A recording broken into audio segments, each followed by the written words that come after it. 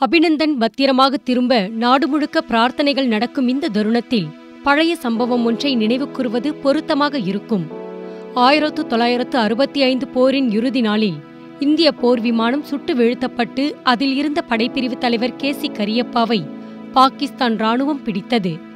ராவல்பிண்டியில் உள்ள பாகிஸ்தான் ராணுவ தலைமையகத்தில் சிறிய செல்லில் அடைக்கப்பட்டார்.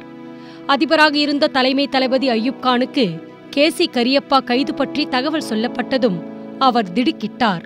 காரணம், இந்தியாவின் முதல் ராணுவ தலைமை தளபதி KM கரியப்பாவின் மகன்தான் கேசி கரியப்பா.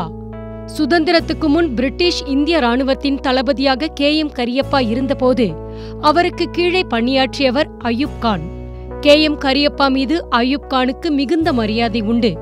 உடனே உயரதிகாரிகளை அனுப்பி கேசி கரியப்பாவை நல்ல முறையில் பார்த்துக்கொள்ள உத்தரவிட்டதோடு பாகிஸ்தான் ராணுவம் கைது செய்துள்ள கேசி கரியப்பா பத்திரமாக இருக்கிறார் என்று ரேடியோ மூலம் அறிவிப்பும் வெளியிட்டார்.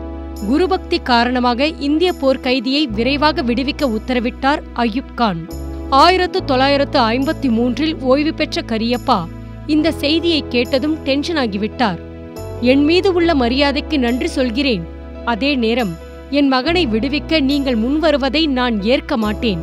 அவன் மட்டுமல்ல, உங்கள் இராணுவத்திடம் சிக்கிய எல்லா இந்திய வீரர்களும் என் பிள்ளைகளே.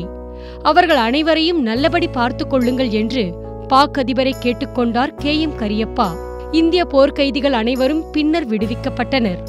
பாகிஸ்தானுக்கு எதிராக 1971 போரிலும் கேசி கரியப்பா பங்கேற்றார். உயர்ந்த லட்சியங்களுடன் வாழ்ந்தவர் ஃபீல்டு மார்ஷல் KM கரியப்பா என்று தந்தையை பெருமையுடன் நினைவு கூறுகிறார் கேசி கரியப்பா. அவருக்கு இப்போது 80 வயதாகிறது. கர்நாடகாவின் குடகு மாவட்டத்தில் தந்தையின் வீட்டில் வசிக்கிறார். இந்த மாதிரி நியூஸ் அப்டேட்ஸ்க்கு தினமலரோட யூடியூப் சேனலை சப்ஸ்கிரைப் பண்ணுங்க. பக்கத்துல இருக்க பெல் ஐகானையும் கிளிக் பண்ணுங்க. Facebook, Twitter, Instagram எல்லாத்தையும் ஃபாலோ பண்ணுங்க.